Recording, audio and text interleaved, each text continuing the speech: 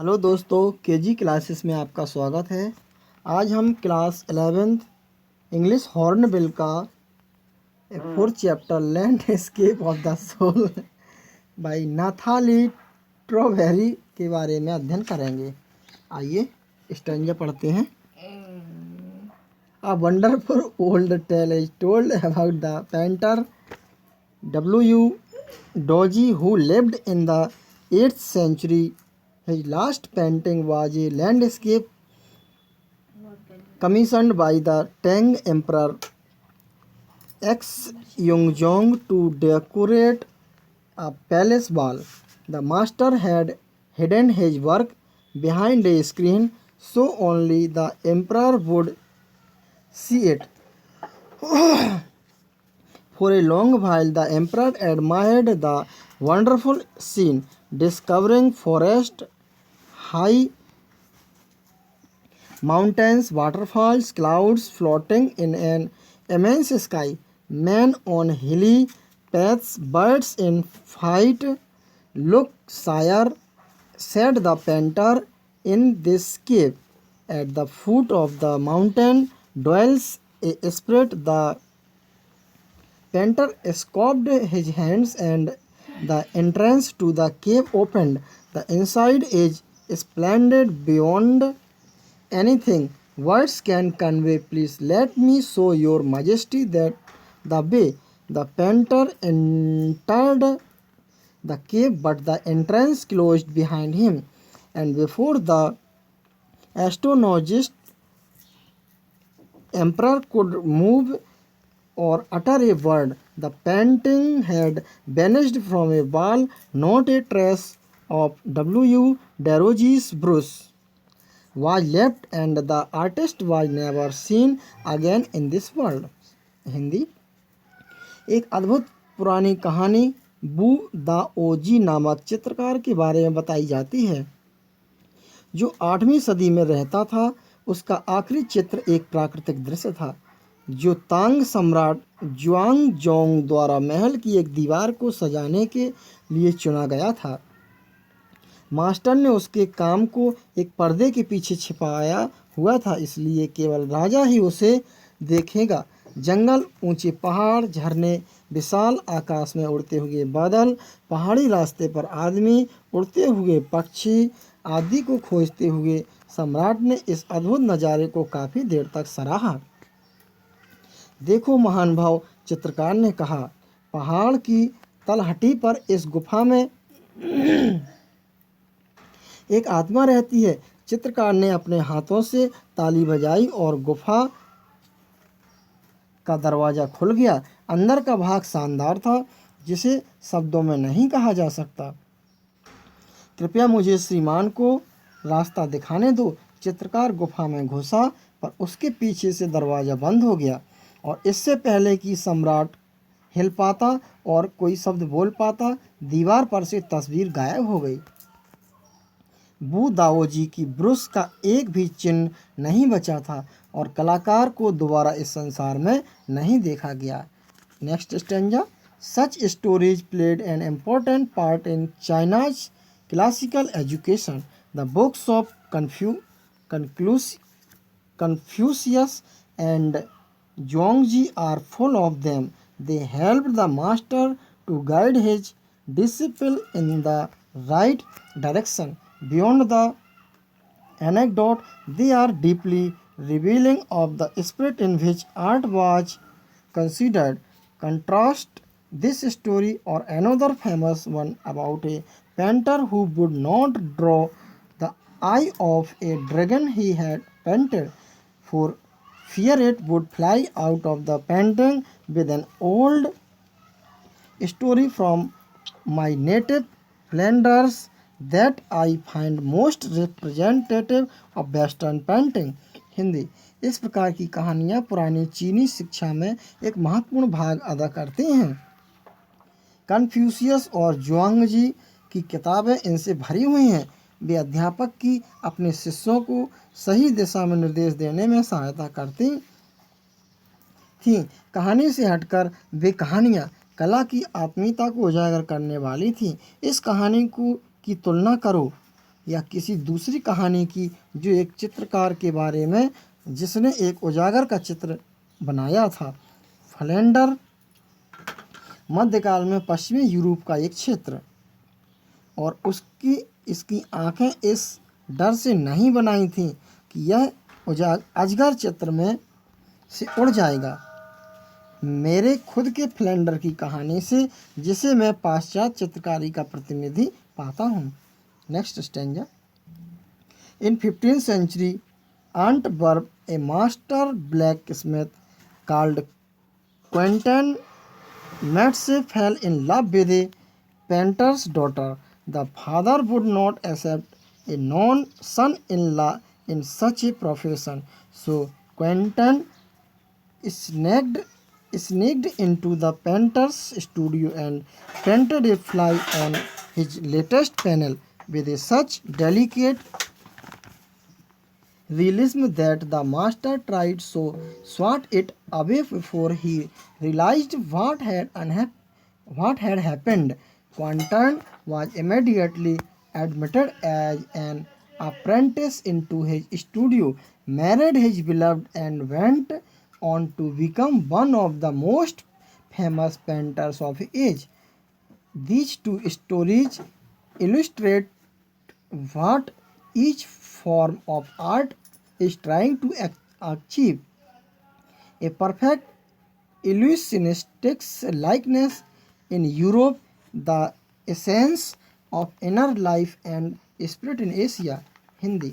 15वीं शताब्दी के अंत वर्ष बेल्जियम का एक प्रांत में क्विंटन मेट्सिस नामक एक लोहार एक चित्रकार की लड़की से प्यार में पड़ गया। लड़की का पिता इस धंधे के आदमी को अपना दामाद स्वीकार नहीं करता था, इसलिए क्विंटन चुपचाप चित्रकार के कमरे में घुसा और इस प्रकार की वास्तविकता के साथ एक मक्खी का चित्र उसके पैनल तस्वीर बनाने का कागज पर बना दिया कि चित्रकार ने उसे उड़ाने का प्रयास किया, इससे पहले कि वह यह जान पाता कि क्या हुआ था। क्विंटन को तुरंत एक शिष्य के रूप में चित्रकार ने अपने स्टूडियो में दाखिल कर लिया, उसकी प्रेमिका से विवाह किया और अपने समय का एक महान चित्रकार बना। ये दोनों कहानियाँ स्पष्ट करती हैं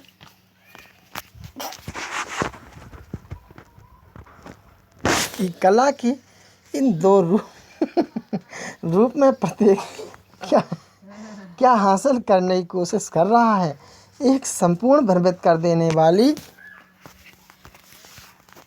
समानता यूरोप में आंतरिक जीवन और अध्यात्म का सार एशिया में। Next stanza. In the Chinese story the emperor commission A painting and appreciates its outer appearance, but the artist reveals to him the true meaning of his work. The emperor may rule over the territory he has conquered, but only the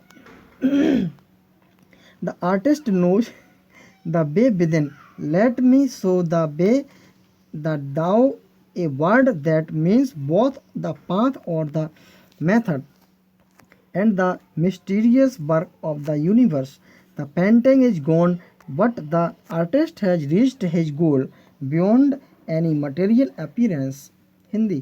चीन की कहानी में सम्राट एक चित्रकार का चुनाव करता है और इसके बाहरी दिखावे की प्रशंसा करता है, परंतु कलाकार अपने काम का सच्चा अर्थ उजागर करता है। सम्राट अपने द्वारा जीते हुए क्षेत्र पर राज्य कर सकता है, परंतु केवल एक कलाकार ही अंदर का रास्ता जानता है। मुझे रास्ता दिखाने दो। डाओ एक ऐसा शब्द जिसका अर्थ दोनों है, रास्ता और तरीका, और ब्रह्मांड के रहस्यमयी काम चित्र जा चुका है, परंतु कलाकार अपने उद्देश्य पर पहुंच चुका है, सांसारिकता से दूर है। Stanza. A classical Chinese landscape is not meant to reproduce an actual view as would a Western figurative painting, whereas the European painter wants to borrow his eyes and look at a particular landscape exactly as he saw it from a specific angle. The Chinese painter does not choose a single viewpoint. His landscape is not a real one, and you can enter it from any point, then travel in it. The artist creates a path for your eye to travel up and down, then back again in a leisurely movement. This is even more true in the case of the horizontal scroll, in which the action of slowly opening one section of the painting, then rolling it up to move on to the other, added a dimension of time which is unknown in any other form of painting. It also required the active participation of the reviewer, who decided at which pace he will travel through the painting, a participation which is physical as well as mental. The Chinese painter does not want you to borrow his eyes, he wants you to enter his mind. The landscape is an inner one, a spiritual and conceptual space. Hindi. एक पुराने चीनी प्राकृतिक दृश्य का मतलब वास्तविक नज़ारे की पश्चिमी चित्र की तरह ज्यों का त्यों बनाने से नहीं था। यूरोप का चित्रकार उसकी खुद की आंखों से एक विशेष कोण से एक विशेष प्राकृतिक नज़ारे को आपको दिखाना चाहता है, जैसा कि वह खुद उसको देखता है, जबकि चीनी कलाकार केवल एक दृष्टिकोण नहीं अपनाता, उसका प्राकृतिक दृश्य वास्तविक नहीं है और आप इसमें किसी भी तरह से घुस सकते हैं, तब इसमें घूम सकते हो। कलाकार आपकी आंखों के लिए रास्ता बनाता है, इधर उधर चलने के लिए, फिर वापस आने के लिए एक आरामदायक खाली समय में, या समानांतर लिपटे हुए कागज के मामले में शुरू में तो और भी सच है, जिसमें चित्र के एक भाग को खोखला फिर उसके अगले भाग को खोलने के लिए लपेट को उतारना समय के एक आयाम को जोड़ता है जो चित्रकारी के किसी अन्य रूप में अनजान है।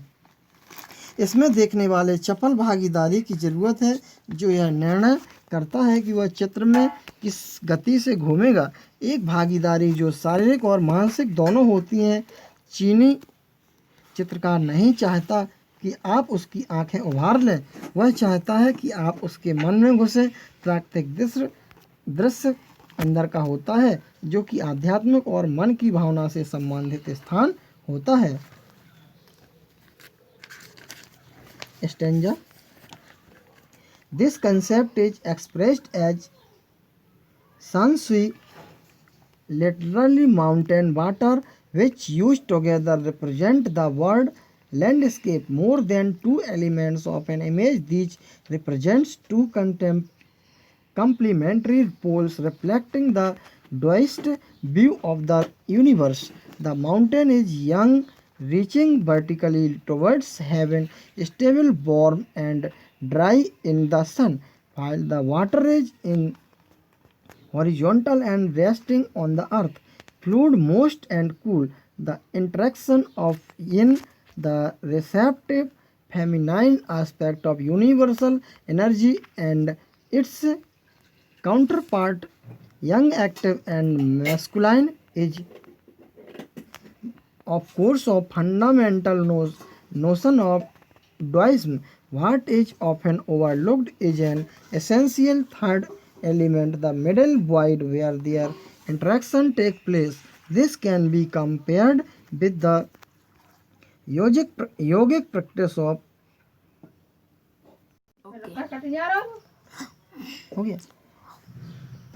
pranayam, breathe in, retain, breathe out, and the suspension of breath is the void where meditation occurs. The middle void is essential, nothing can happen without it, hence the importance of the wide unpainted space is Chinese landscape.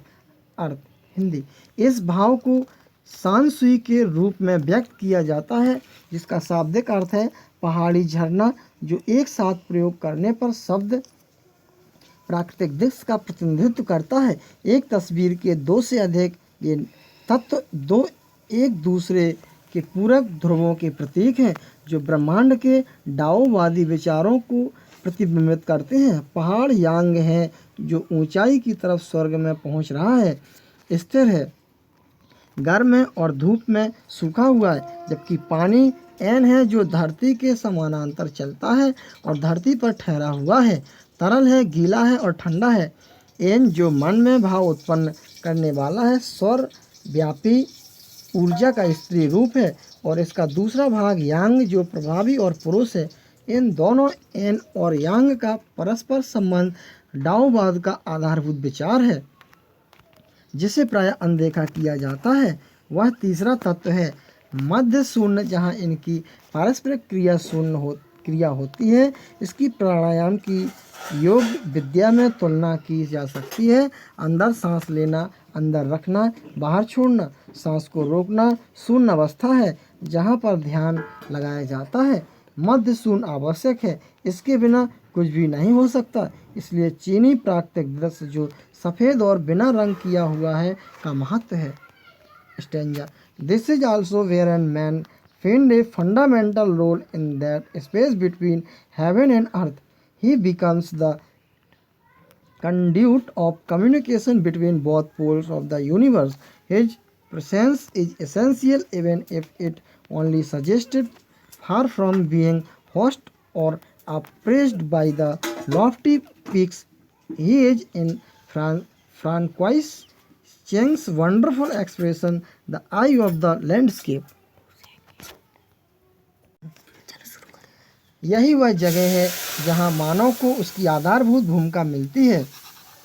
धरती और आकाश के बीच, उसी जगह पर वह ब्रह्मांड के दोनों ध्रुवों के बीच संसार का माध्यम बनता है। उसकी उपस्थिति आवश्यक है, चाहे यह केवल सुझाव मात्र हो। खोए जाने या महान ऊंचाइयों द्वारा दबाए जाने पर दूर वह फ्रैंकोइस चेंग की अद्भुत अभिव्यक्ति the I of the landscape में है। आइए हम वर्ड मीनिंग का अध्ययन करते हैं। Landscape means background of a painting, एक चित्र के पीछे का दृश्य। इमेंस मीन्स बिग, बड़ा। डॉयल मीन्स टू लिव, रहना। वेनिश मीन्स टू डिसअपियर, गायब होना। Sneak means to enter secretly, चुपचाप घुसना। टेरिटरी मीन्स रीजन, क्षेत्र। कंक्वायर मीन्स टू विन, जीतना। गोल मीन्स एम, उद्देश्य। Delicate relation means to make something look real, वास्तविक दिखने वाली बना देना। Illusionistic likeness means similarity which creates illusion, भ्रम पैदा करने वाली समानता। Represent means to be a symbol of, प्रतिनिधित्व करना। सस्पेंशन टू स्टॉप, रोकना। फंडामेंटल मीन्स बेसिक, आधारभूत। लॉफ्टी मीन्स हाई, ऊंची। धन्यवाद बच्चों, इसको आप बहुत ही ध्यानपूर्वक सुनिएगा। धन्यवाद।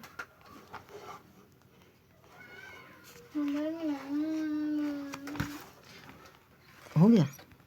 अगर अनसुईया